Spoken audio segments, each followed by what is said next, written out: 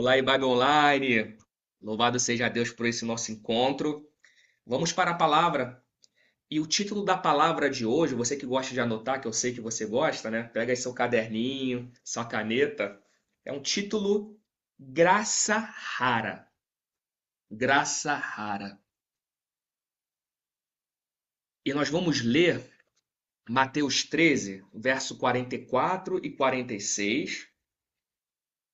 Mateus 13, verso 44 e 46. Eu leio a leitura na Bíblia NVI. Mas antes da leitura, quero convidar você que está aqui comigo, que está aqui junto com a gente na Bible Online, que está assistindo aí em algum tempo, em algum espaço diferente do nosso, para a gente estar orando. Senhor, meu Deus e meu Pai, queremos te agradecer, Jesus. Obrigado, Pai, por esse momento, por essa oportunidade, porque quando estamos juntos, somos casa, casa do Senhor e no Senhor. Conduza-nos neste momento, Pai, de palavra, que seja um momento que traga refrigério, que traga o que for necessário, porque cremos no poder dela. A tua palavra, ela pode confortar, pode confrontar. Fique à vontade, Pai. Que tudo que for dito e feito aqui seja pelo teu Espírito Santo. E que ao final possamos estar mais parecidos com o Senhor, Jesus. Esse é o nosso propósito. Em nome de Jesus. Amém. Amém. Amém. E Babe Online, me diz o seguinte: como você atribui valor a algo ou a alguém? Você já parou para pensar nisso? O que te leva a atribuir valor a algo? Sim, um bem, um objeto, uma roupa, ou a alguém? Precisa falar, só pense. O que tem norteado a sua lógica, a nossa lógica de atribuição de valor a algo? Ó, Tarcísio botou aqui pelo caráter, importante. É isso. A gente vive numa sociedade, em um tempo, em que parece estar meio distorcido as lógicas de valor. Tem um programa que eu gosto muito, e aliás tem tempo que eu não assisto. Ele se chama Trato Feito, né? Que é um programa onde as pessoas elas vão numa casa de penhor e levam objetos raríssimos. E ali há uma oferta para comprar aquele objeto. Então é muito legal. Às vezes o pessoal acha a agenda que Albert Einstein usou em sua vida. Nossa, imagina o valor disso. Mas é uma agenda de papel. Eu tenho aqui várias. Mas a minha não tem um valor de uma agenda que tem o rascunho do Albert Einstein. Percebe como a atribuição de valor ela, ela é algo subjetivo? Esse programa é muito interessante que aparece cada coisa assim. A caneta usada para o Abraham Lincoln na assinatura. Gente, e é vendido por milhões e milhões de dólares. É muito interessante. Como nós temos atribuído valor a algo? Eu penso que Jesus ele oferece uma resposta muito interessante para a gente. E para isso eu quero ler com vocês essas duas parábolas que encontram-se em Mateus 13, verso 44 e ao 46. O nome do programa é Trato Feito, Sara. Trato Feito. Tem no YouTube também. Depois tu joga lá para ver. Olha o que diz a palavra do Senhor.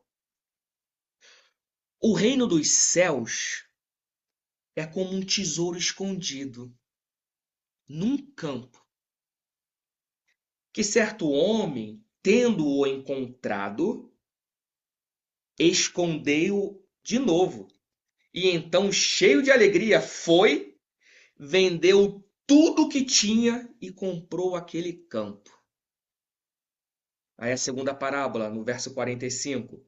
O reino dos céus também é como um negociante que procura pérolas preciosas.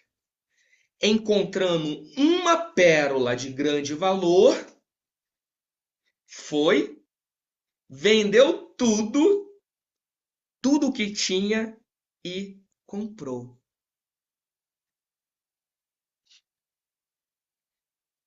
A maior parte das parábolas contadas por Jesus tem um caráter pedagógico, com o objetivo de explicar para a gente o que era e como funcionava o reino de Deus. E são lindas, né? São parábolas, cada uma melhor do que a outra.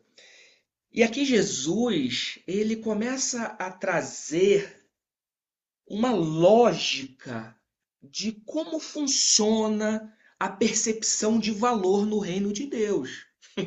E, gente, a lógica do reino é diferente da lógica do mundo. Diferentemente dos reinos deste mundo, a primeira coisa que você tem que já saber, né, e levar em consideração é que o reino de Deus, ele não pode ser localizado geograficamente. Ah, ele está aqui, aí coloca um pino assim. Aqui é o reino de Deus. Essa nação é o reino de Deus. Não. Reino de Deus, por assim dizer, é uma escala de valores. Só que são escalas de valores inversa, antagônicas àquelas que regem o nosso mundo. Por isso que Jesus, né, ele fala que se você quiser entrar no reino de Deus, necessário é que você se arrependa, necessário é que você seja como uma criança. Quer dizer, há um pré-requisito para você experimentar essa lógica de valores do reino, que é completamente diferente à lógica do mundo, muito diferente. É ao contrário. Quer ver alguns exemplos? No reino de Deus, quem quer ser o maior tem que ser o menor. É outra lógica. No reino de Deus, se você quer ser cheio de Deus, tu tem que se esvaziar de si mesmo. Percebe como é uma lógica até paradoxal? Quer ser o maior, seja o menor. Quer ser cheio? Esvazie. E assim vai. Porque as réguas pelas quais o mundo, né, a nossa sociedade, quando eu falo mundo aqui, é o mundo sociedade, ela afere as coisas, são outras. É uma régua que tem que ter posse, tem que ter poder, tem que ter prestígio, tem que ter prazer. E nós temos aprendido aqui, né, que não tem nada de errado com a posse, a não ser que essa posse te possua. Aí é o problema. Mas quando a posse, ela não é um fim em si mesmo, mas é um meio para que por meio dela você possa partilhar, meu amigo, minha amiga, maravilha. Só que o mundo encerra, né, a posse como sendo um fim, o poder como sendo um fim. O reino de Deus não. O poder não é fim, ele é meio pelo qual através dele eu possa prover. O prestígio não é um fim, é uma responsabilidade. Se eu sei que eu tenho algum prestígio, uma posição de poder, de prestígio, isso aqui não é o meu fim. Isso é meio para que eu possa servir. Porque no reino de Deus, em contrapartida, a escala de valores do reino, você encontra desapego, humildade, serviço. É outra escala de valor. Em vez de você ficar se perguntando como é que eu vou me beneficiar disso aqui, você se pergunta, bem, como eu vou ajudar muitas pessoas através disso aqui? É outra lógica. Você sai do reino do eu e entra no reino do nós. Amém, Bible Online? Amém? Então, na primeira parábola, Jesus ele conta aqui pra gente uma analogia tão interessante que o reino de Deus ele é semelhante a um tesouro escondido no campo.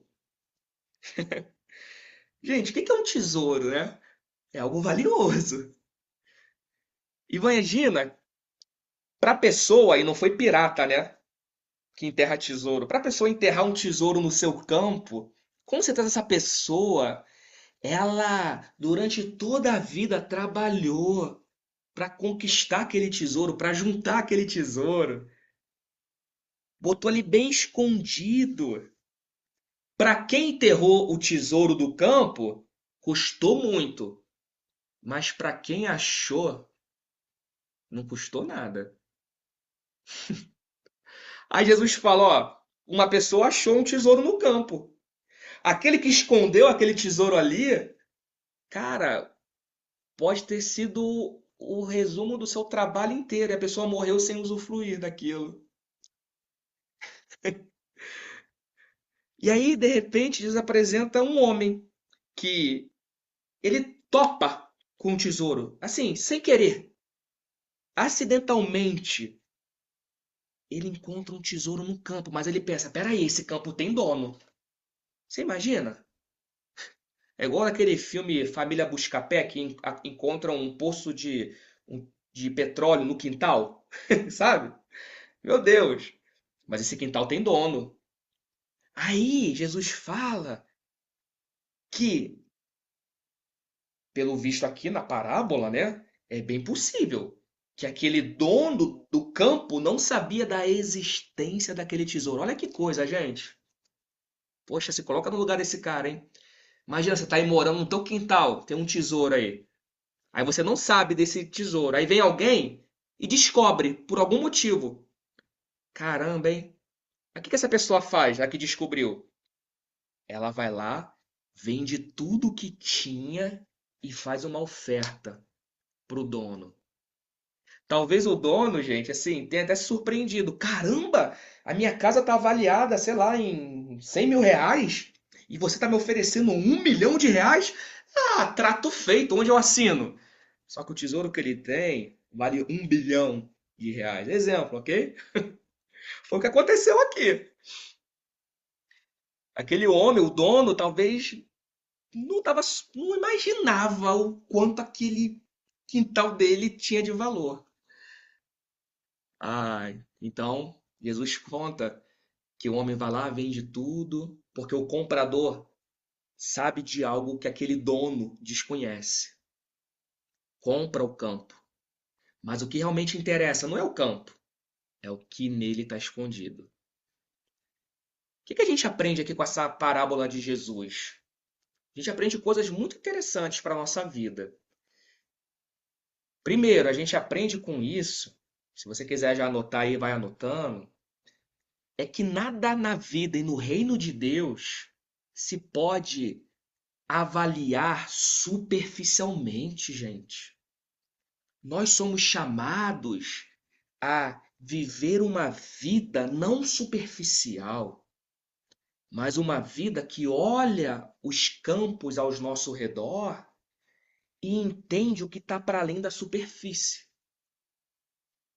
Talvez por isso a Bíblia até oriente a gente a não andar por vista, mas pela fé, né? Porque a vista te prende ao que está na superfície. A fé te faz ver além.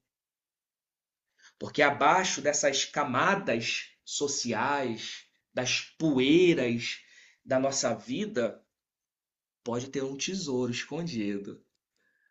Por trás das as aparências simples, ninguém dá nada. Talvez uma criança, alguém que cruza o seu caminho e a sociedade desdenha. Mas nós temos os olhos de Jesus, que não vê o que ninguém vê, que vê para além do que se vê. E começa a enxergar que é algo extraordinário, que não está ali patente, está latente, está no profundo. Mas aí, quem está disposto a cavar? Quem está disposto a fazer como aquele homem que vende tudo, compra o campo para acessar o tesouro, patrocinar o acesso ao tesouro? Aqui nessa parábola inicial, nós aprendemos a não viver uma vida superficial, a entender que no reino de Deus vale mais a vocação, aquilo que você traz no seu interior, meu irmão e minha irmã, meu amado e minha amada, aquilo que você tem dentro de você e que talvez esteja hoje oculto por uma situação específica atual. Só que quem anda no reino de Deus não se prende à situação atual, entende? Não se prende ao que os vizinhos do campo olham e ninguém vê. Vai além. Há algo, há um tesouro. Há algo, há uma essência de Deus colocada dentro de nós. Amém, Barbie? Então a primeira coisa que a gente aprende é isso. Não dá para viver superficialmente e que no reino de Deus as coisas não ficam tão explícitas assim, não. Tem que ter um segundo olhar, um olhar além do que se vê. Então aquele homem vende tudo para comprar o campo. Aqui a gente aprende algo muito importante, porque o valor que a gente atribui a algo é proporcional àquilo que estamos dispostos a abrir mão para ter. Olha que interessante. O valor que eu atribuo a algo é proporcional ao que eu estou disposto a abrir mão para ter. Tem canções que, antes de cantar, eu penso mil vezes, tá? Eu falo, Senhor, perdoa-me, porque eu não sei o que eu faço. Porque tem canção que a gente canta e se parar para pensar, será que eu estou disposto mesmo a viver essa canção que eu estou cantando? Do tipo, por ele, por ti, Senhor, eu sou capaz de morrer. Aí, peraí, Senhor. Peraí. Né? Tô brincando aqui, tá, gente? Mas é verdade. O valor que atribuímos a algo é proporcional àquilo que estamos dispostos a abrir mão para ter. É isso que a gente aprende nessa primeira parábola. Nem tudo está no superficial. Tem coisas mais profundas. É que o reino de Deus é como esse campo. Olha só, o reino de Deus é como um tesouro escondido no campo, em que um homem, descobrindo esse tesouro, vende tudo e compra o campo daquele que não sabia que tinha. Será que nós, como discípulos de Jesus, estamos dispostos a, na peregrinação da vida, sair por aí em nossas relações a identificar os tesouros escondidos que há e que ninguém está vendo? Esse é um ponto. E a segunda parábola, para a gente avançar, Jesus conta que um negociador de pérola, ele diz que o reino de Deus é como um negociante que procura e acha uma pérola de grande valor. Então ele negocia pérolas, mas ele acha uma de grande valor. E ele faz exatamente o que o cara da primeira parábola fez: vende tudo para comprar. E é interessante porque aquele homem ele já negociava pérolas, a parábola fala isso, mas teve uma pérola que chamou a atenção dele. Ele falou: Cara, eu quero essa pérola. Ela é uma dentre várias. O que será que teria de particular nessa pérola? Talvez, eu não sei, tá? A Bíblia não fala. Mas dentre as pérolas, há uma pérola que é rara, que é a pérola negra. Ela é muito rara. E ela vale muito dentre as pérolas. A pérola por si só já vale pra caramba. Uma pérola negra, então, vale muito mais. Não sei se era uma pérola negra, mas o fato é que ele negociava várias pérolas e ele vai buscar uma pérola. Uma pérola. Aqui Jesus começa a nos trazer um conceito de raridade. O que levou aquele homem a vender tudo para adquirir aquela pérola dentre as demais pérolas? Talvez foi a raridade daquela pérola. Ela não estava ali sempre. E é interessante. Já parou para pensar que a gente tende a dar valor àquilo que é raro, àquilo que é escasso? Por exemplo, água. Ah, água tem demais. Tem demais? Daqui a pouquinho vai começar a ficar escasso. Vai ficar caro. A gente valoriza aquilo que é raro. Aquilo que está indisponível, que você não encontra na esquina. Aquilo que está escasso. Quanto mais raro, mais valor a gente atribui, não é assim? E a pérola é isso. Pérola não é produzida em série. Não dá em qualquer lugar. E é interessante porque tudo que Deus faz é único, pessoal. É especial. As coisas de Deus são belas e por mais que sejam em abundante, elas são raras. Porque no reino de Deus a lógica é outra. No mundo a gente atribui valor àquilo que é raro. No reino de Deus, mesmo aquilo não sendo tão raro, ele dá valor. Exemplo. Quer ver um exemplo? A graça de Deus. A Bíblia fala que ela é superabundante em nossa vida. A graça tem abundância. Mas não é porque ela é superabundante que eu vou desvalorizar do tipo, tá sempre ali, nem tô nem aí para ela, não. Eu não tenho que pensar na lógica do mundo, entende? Entende isso? Mesmo sendo abundante, eu valorizo a graça de Deus. E às vezes muitos não valorizam ela justamente por atribuir a ela a mesma lógica que a gente atribui no mundo quando quer valorizar algo. Ou seja, no mundo só valoriza o que é raro. Mas a graça, ela é superabundante, eu tenho que valorizá-la também. Percebe isso? Faz sentido, Ibabe Online? Tá pegando o raciocínio? Amém? Amém? E Jesus, ele é a nossa pérola preciosa. E é lindo, porque a Bíblia vai dizer lá em Isaías 53 que na profecia messiânica, que em Jesus, nele não tinha beleza nem formosura, e que olhando para ele, nenhuma beleza havia e ninguém desejava. Ou seja, Jesus ele contrariava a lógica da raridade, sabe? Tanto é que quando Judas vai trair, Judas não fala, ó, Jesus é aquele cara ali, ó, que tá brilhando, destoando dos demais. Não, tem que beijar Jesus para, através do beijo, identificar quem é a pessoa a ser traída. Por quê? Jesus era igual a todo mundo. Era mais um da multidão. Preste atenção, porque a graça de Deus, o reino de Deus são raros, mas não são escassos. E talvez, como falei, por muitos não o reconhecer, essa lógica do reino, acabam olhando para Jesus e para sua graça pela lógica do mundo. Quem não entendeu isso, certamente, não teve seus olhos desvendados, abertos, para ter consciência do reino e da graça de Deus. Quer ver?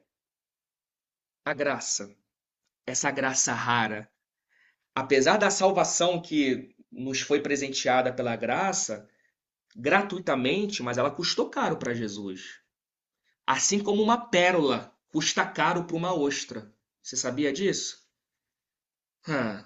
Fazer pérola pro cara que foi lá e comprou, não teve trabalho nenhum, só precisou vender tudo e me dar essa pérola aí. Mas você sabe o quanto é custoso para a ostra produzir uma pérola? Não é fácil não, gente. Tanto é que o nosso amado e querido teólogo poeta Rubem Alves, ele tem um texto lindo, que é aquele texto, não sei se vocês conhecem, eu até separei aqui um trechinho dele para ler com vocês, que é um trecho do livro Ostra Feliz Não Faz Pérola. Alguém conhece? Alguém já ouviu falar desse texto de Rubem Alves? Ostra feliz não faz pérola? Não é lindo? Eu vou ler aqui para vocês um pedaço desse texto. Olha só, para fazer parte da nossa mensagem, para a gente concluir. Olha o que diz. Ostra feliz, não ostras. Perdão. Ostra feliz são ostras, animais sem esqueleto, macias, que representam uma delícia gastronômica. Podem ser comidas cruas, com limão, com sopa. São animais mansos, presa fácil, caso não fossem endurecidas. As cascas, as conchas duras, servem de proteção das ostras. Aí ele conta assim, pessoal: havia no fundo do mar uma colônia de ostra, muita ostra, muitas. Eram ostras felizes, cantando. Só que havia uma ostra solitária que fazia um solo solitário, triste, diferente das demais.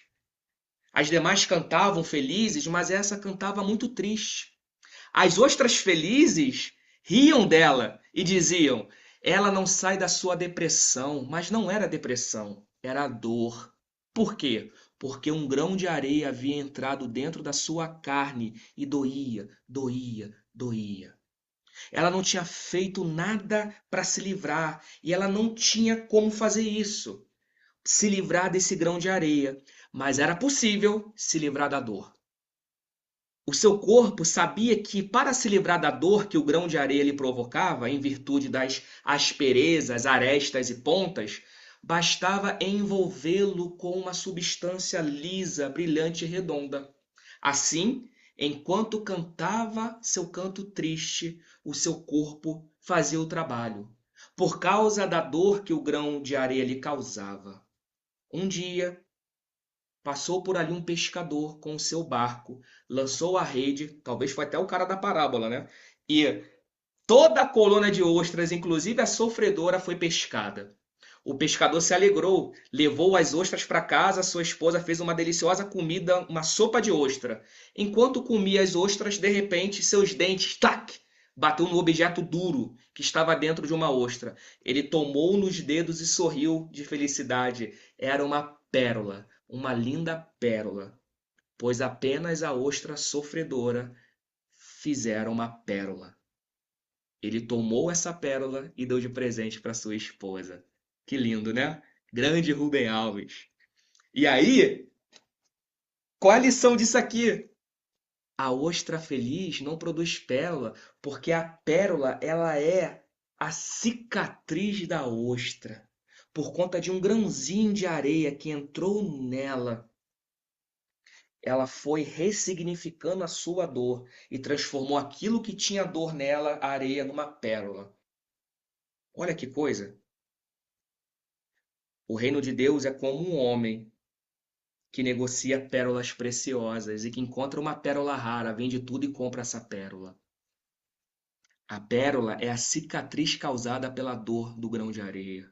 E da mesma forma, Jesus, que é a nossa pérola, a Bíblia fala lá em Isaías que Jesus, ele foi ferido por nossas transgressões. O que ele fez?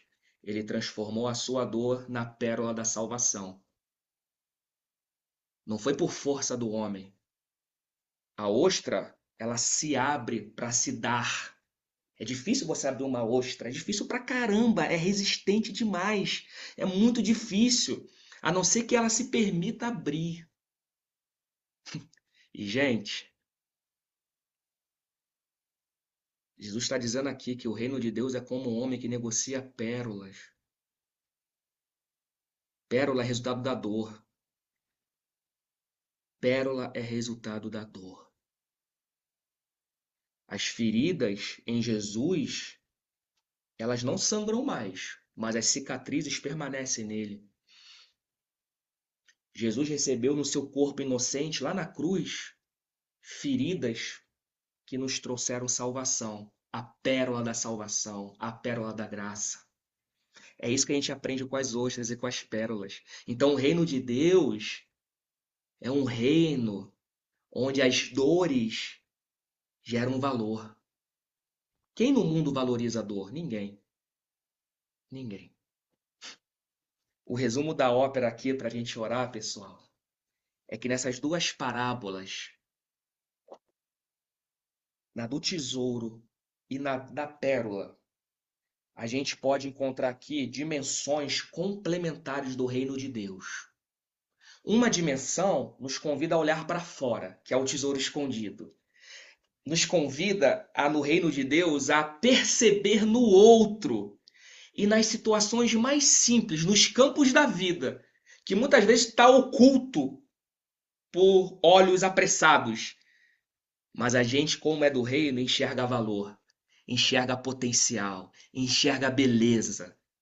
Num campo comum pode ter um tesouro. É isso que a parábola do tesouro escondido nos ensina. Ela pode nos chamar para uma dimensão do olhar para fora, percebendo beleza onde ninguém está vendo e vendo valor onde ninguém está vendo. Já a parábola da pérola, ela pode nos convidar a olhar para dentro, porque a pérola está dentro, né? Ela extrai, sai da ostra. É um movimento que Jesus nos chama para reconhecer nossas dores. Porque nossa dor, quando ela é entregue para Jesus e Bíblia Online, meu irmão, minha irmã, elas podem ser transformadas em pérolas raras. A graça, ela atua nesse nosso íntimo, cicatrizando feridas, convertendo sofrimento em beleza e respeitando o nosso tempo de fechamento. Porque enquanto a pérola não está pronta, a ostra não se abre. E Deus respeita o seu tempo, porque Ele sabe do processo que Ele está gerando dentro de você. Portanto, o reino de Deus, ele é revelado nessas duas parábolas quando a gente aprende a enxergar o tesouro no próximo. O outro é um tesouro escondido e eu valorizo cada ser humano, não importa o que ele está passando, o que passou. E ao mesmo tempo, o reino de Deus me permite a olhar para dentro de mim, para as minhas próprias cicatrizes, para que elas sejam transformadas em pérolas pela graça de Jesus. Amém? É isso que a gente aprende aqui com a graça rara através dessas parábolas. Essa graça que, veja, apesar de rara, é abundante. E apesar de abundante, ela é rara. Ela nos lembra isso, que o valor não está na aparência e nem está no contexto da pessoa, na raridade, não. Sabe onde está o valor? Anota aí, Bíblia Online. O valor está, sabe aonde? Onde Deus, pelo que Deus está formando em você e através de você. E ninguém está vendo. Pode ter uma pérola dentro de você. Pode ter um tesouro no seu campo. O mundo, as pessoas olham o superficial. Ninguém vê nada, porque a pessoa vê a aparência, é norteado por outra escala de valor. Mas nós que somos de Cristo, somos guiados pelo que Deus está formando dentro de nós e através de nós. Amém? Amém? E aí? Será que a gente tem valorizado essa graça? Valorize a graça que é de graça, mas custou caríssima para que ela seja de graça. Custou caro para ser de graça. Amém, Bíblia Online? Vamos orar? Deus vê o coração, Tarcísio. É isso aí, meu irmão. É isso. Jesus, Paizinho, que nossa vida, Senhor, possa estar guiada e norteada pelos teus olhos, Jesus. E é tão difícil isso, porque nós somos tentados, nós somos chamados o tempo todo a se conformar com este mundo. Mas nós temos aprendido na sua palavra que nós não devemos nos conformar com este mundo, onde a escala de valor é completamente diferente à escala do teu reino. Devemos transcender, transformar, transcender a forma. Enquanto muitos só veem um campo, nós vemos tesouro. Enquanto muitos veem uma ostra fechada, a gente vê a pérola e entende o processo que levou aquela ostra a fazer a pérola. Quantas pessoas cruzam nosso caminho, Jesus, cheia de dores, cheia de contextos, e a gente talvez só quer a pérola dela e não quer entender o que levou ela a gerar aquela pérola. Nos dê discernimento, nos dê tato, nos dê formas, que possamos olhar para fora e olhar para dentro, que possamos olhar no outro um tesouro escondido e olhar para nós e enxergar pérolas, e que essa pérola possa ter um valor pelas experiências que o Senhor tem gerado dentro de nós e como suas experiências em nós têm gerado valor em nossa vida, Jesus. Ajuda-nos, Pai. E em nome de Jesus, se há pessoas, Pai, passando por processos de perolização, de dor, sustente, Pai, meu irmão e minha irmã, para que logo, logo, dessa ostra, possa sair uma linda pérola que significa a ressignificação das experiências. Aquilo que outrora machucava, hoje não machuca mais. Pelo contrário, serve de pérola para embelezar a vida, Pai. Que nossas histórias estejam sendo escritas pelo Senhor dessa forma, Pai. Ajude-nos a olhar a vida pelos olhos do reino de Deus, aprendendo a lógica do teu reino. em nome de Jesus. Amém, amém e amém. Louvado seja Deus. Amém, Bible Online? Amém?